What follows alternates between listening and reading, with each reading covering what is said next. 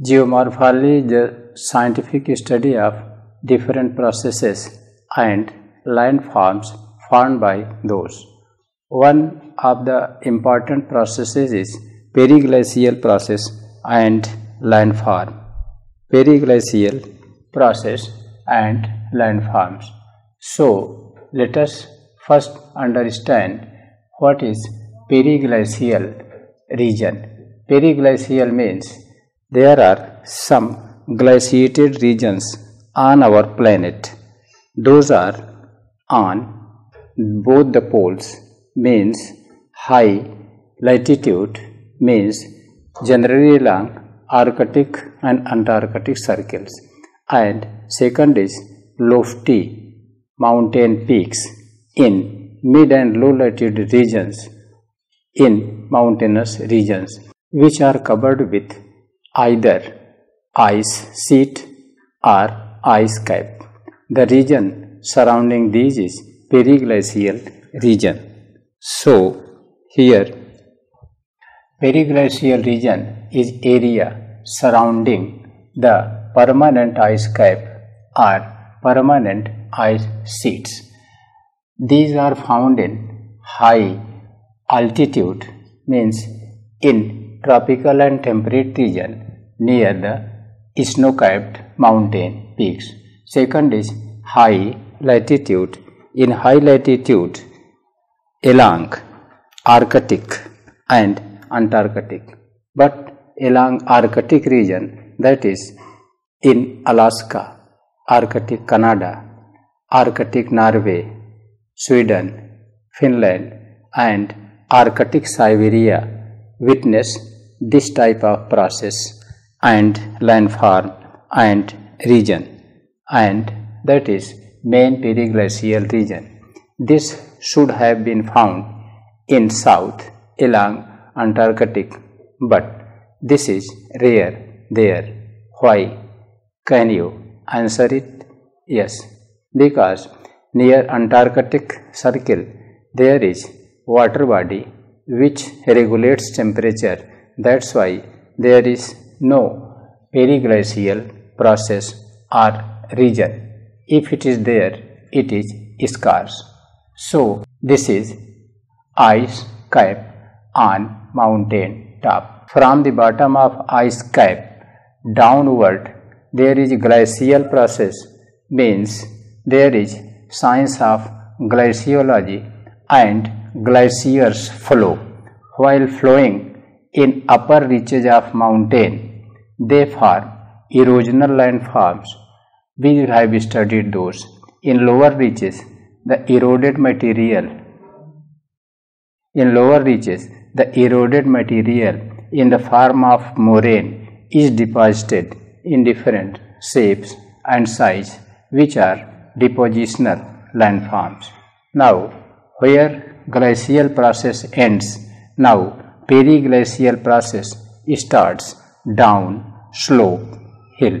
So this is periglacial region. In periglacial region, there a general tendency is during rainy or summer season, liquid water percolates through the rocks and deposited in substructure or below the surface, which during winter season freezes, and as water freezes, its volume is increased. The increased volume exerts pressure. So you can answer that it will exert more pressure upward or downward. Certainly the answer is upward, because downwards towards the interior or core of the earth, its pressure will be less. That's why in this periglacial region, this process is called freeze-thaw cycle. Thaw means melting, freeze means freezing of water, and this process is below the surface up to 1 meter depth, and when the subsurface water freezes, it makes pressure upward. Thus the stones or the rocks are thrown, pushed up. This is called freeze-thaw cycle. When this ice during summer melts, the rocks again subside or come down. Once rock, due to frost impact, raised up, then when it becomes water, it comes down. This process is called freeze-thaw cycle.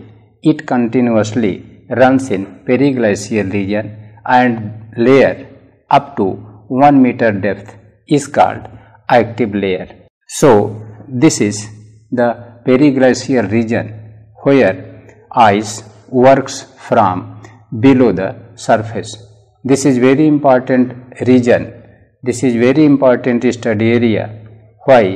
Because direct impact of global warming is being witnessed in this region. The days are near when this periglacial process and this region will vanish from the planet Earth forever if we are not going to control global warming. So this is victim of global warming process. Now let us learn some terms which are used here. This is permanent frosted region, permafrost region. Permafrost means if the subsurface region is frozen permanently for a period of 2 years, this is called permafrost region. And this permafrost region is synonym of periglacial region. Here cryology means the science of snow. Cryo means snow or ice. So for the study of science of snow, we reach in this periglacial region or glacial region or ice-capped region. And with this cryology, there is term lithology. That is cryolithology.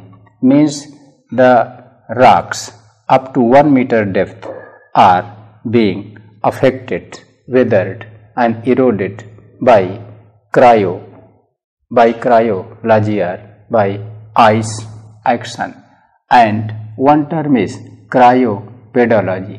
Here soil developed is the result of cryopedology. Pedology means soil science. You know that here the soil developed will be not soft or smooth. It will be coarse, grained, having cobble and pebble. That's why the science to study the soil with respect to cryo means ice is called cryopedology, which is found in periglacial regions. Next is cryophytology. Phyto means plants, forest, vegetation. Cryo means with respect to ice. In this region, there are some forest. Which type of forest will grow there? You can imagine. That will be soft wood, coniferous, taiga forest. How they survive in this poor rock, in this adverse climatic condition?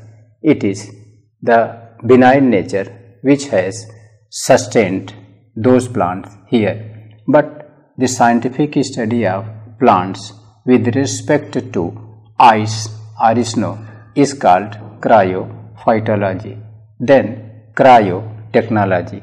Today, for developed man, no part of earth is beyond approach. Man is also reaching here for research purpose, for minerals and other resources, tourism. That's why here cryotechnology is being developed, and cryogenic engines have been prepared by technocrats. And one term more is here, cryophysics. Cryophysics means how ice in liquid and solid state changes and has physical processes on the environment in periglacial process. Now, here we have to study that periglacial process start from here and ends here. So, it has two roles to play. One, erosion, second, deposition. That's why in sequence here erosional landforms have been written, and then in downslopes depositional landforms. But which are the process causing erosion? Let us first understand those. In the processes, first is hydrofracturing. Hydro means water, but here water in solid state, ice form. Fracturing means breaking down of rocks. How hydrofracturing process works? That works by freeze and thaw cycle, which we have discussed here. Due to freeze and thaw cycle, when ice exerts upward pressure, the overlying rocks are being fractured. Then second is nivation. In nivation also the same process works. The filtered water deposited in lower structure during winter season due to low temperature takes form of ice, which makes upward pressure. So the overlying rocks in the form of boulders are being raised. Then during summer season they again come down. Then in winter again up. So this process is called nivation. Nivation is also process due to freeze and thaw cycle. And next is cryopollination. When ice freezes below the surface, it upthrusts the rocks. So the layers of rocks come down and there is a plane surface like penny plane by Davis, which is erosional surface. So this is called cryopollination. Next is cryoturbation. In cryoturbation, when there is frost heap, the material is raised up and sometimes in boulders, sometimes mixed with soil, it is thrust away and moves down. This is called cryoturbation. One process is solifluction. Soli means soil. Fluctuance means fluctuate or flow. When in periglacial region there is a deposition of thick or thin layer of soil, that is podzol soil or podzolic soil. This also becomes victim of frost heap, means when from below water freezes, it makes upward pressure, the soil, thick or thin layer of soil slips down. It is called solifluction. Then congelifluction. In it, rocks and soil flow down in mixed form in the form by the frost heap or freeze-thaw cycle. Next is frost heap. Is also the same process in which in the substructure the frozen ice makes upward pressure and small parts of rocks or boulders are thrown up. So these are the processes which collectively erode in periglacial region, which starts from the beginning point of periglacial to the end point. In this we can generalize that the subsurface water when freezes during winter season, it makes upward pressure and the overlying rock, boulder, mud, soil is being washed down. So these processes aim at erosion in periglacial region. Now, and that's why there is one proverb or puzzle in geography that may be asked in the form of short answer question in geography, optional or general studies. earth yields stone. Where the earth yields stone? For that you will have to go in Periglacial region. First show where these regions are, then show which is the process, then its impact we are going to discuss. Now let us complete one cycle. All the eroded materials may be rock, boulder, pebble, cobble are carried down, and here these are the depositional landforms. But before that, let us understand the erosional landforms in sequence. First erosional landform is nevation hollow. As you have studied, nevation process means raising up of boulders and coming down of boulder alternatively during winter and summer causes nevation hollow, because in this the boulders sometimes during winter season are raised up by ice.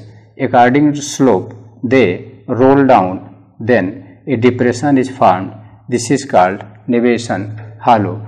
Then one is asymmetrical valley. Suppose this is valley, its one slope is steep, one slope is gentle. Why this differential form of slope in the valley is?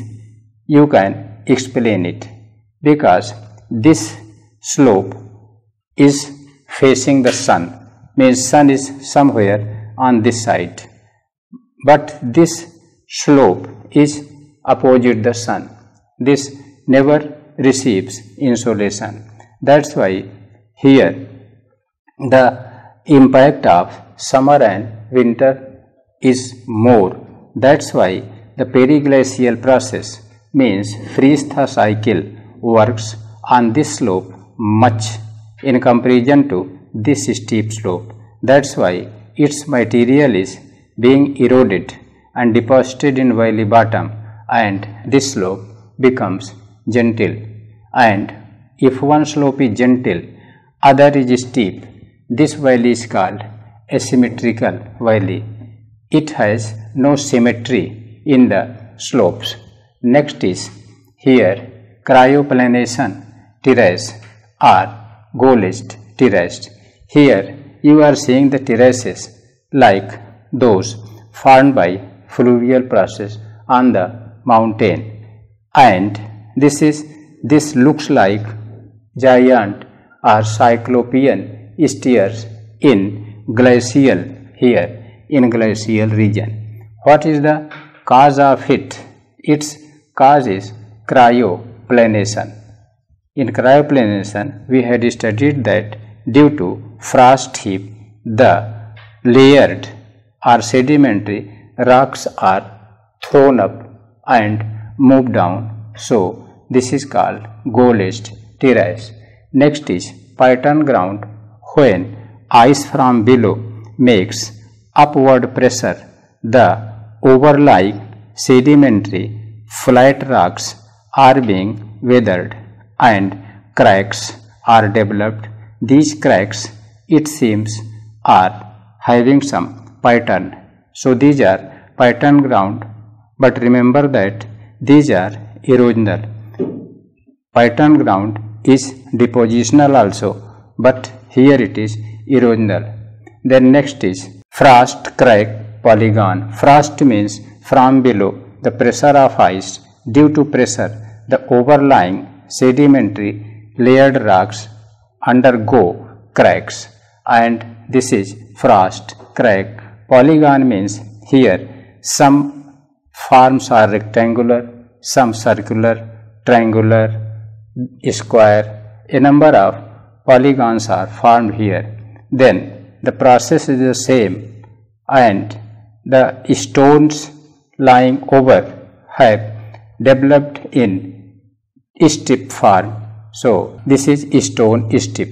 Next is Pingo, very important topography in Eskimo region or Periglacial region. These are the mounds of hard or soft rock, height of which are from 9 meter to 90 meter. From below, when ice exerts upward pressure, these are raised, and again these subside or come down, and during this process sometimes these mounds, pingos, roll down. Thus pingo crater is being developed. Pingo crater is also erosional landform in Periglacial region by Freeze-Thaw Cycle. Somewhere the height of pingo is given 6 meter to 90 meter. Then after pingo, come down and study the depositional landforms in Periglacial region. The material carried down by the periglacial process along the slope becomes boulder shape due to rolling down, and these boulders are deposited in different patterns and form. One is block field. Block field means when the round shaped blocks are deposited in field, it is called block field, and sometimes these take some shape or form which is called pattern ground. Pattern ground is also erosional landform in periglacial as well as depositional landform. It is like alluvial fan and alluvial cone deposited by fluvial process at the foothill of mountains. Next is tars, very important depositional topography in periglacial region. Here you are seeing that it is arranged boulders in which the lower boulders are larger size, and as we go up the size of boulder decreases. Question may be asked, which boulder might have been formed first by periglacial process or freeze-thaw cycle? So answer is clear that the top boulder might have been formed first, because during long duration it underwent a number of freeze-thaw cycles, thus its shape has become smaller. As we go down, the size of boulder becomes larger. At the base, very large shape boulder. This scenario or natural landform we can see in India in Jabalpur.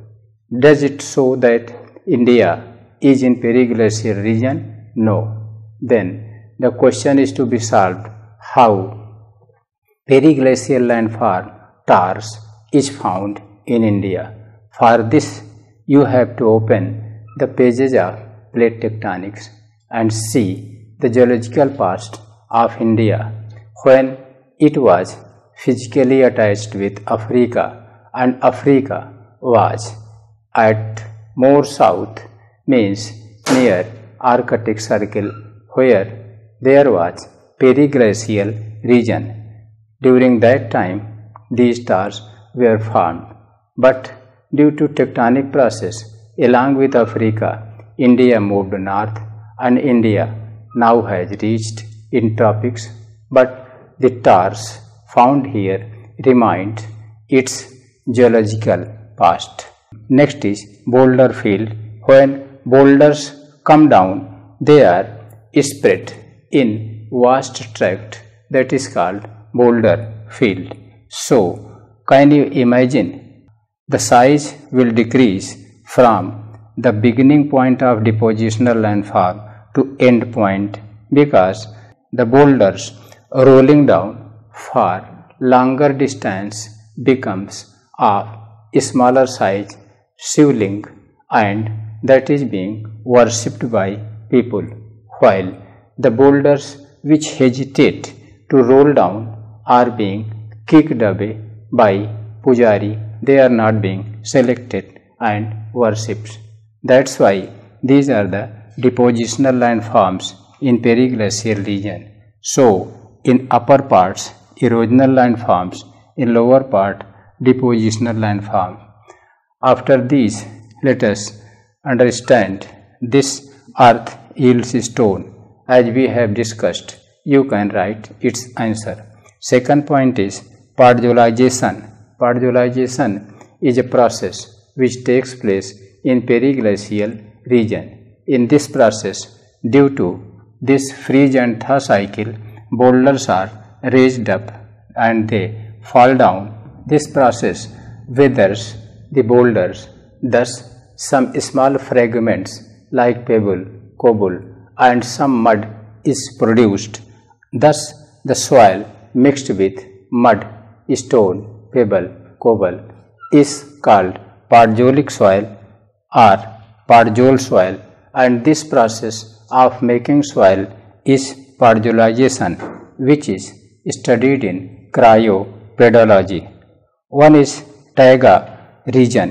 So Taiga Region is this where taiga, coniferous, softwood are forest, and thanks to Almighty God and nature which has managed these type of forest in this region, see how adverse condition, lithological, pedological conditions those forests are facing, and in which adverse climatic conditions they are surviving. So thanks to this almighty nature.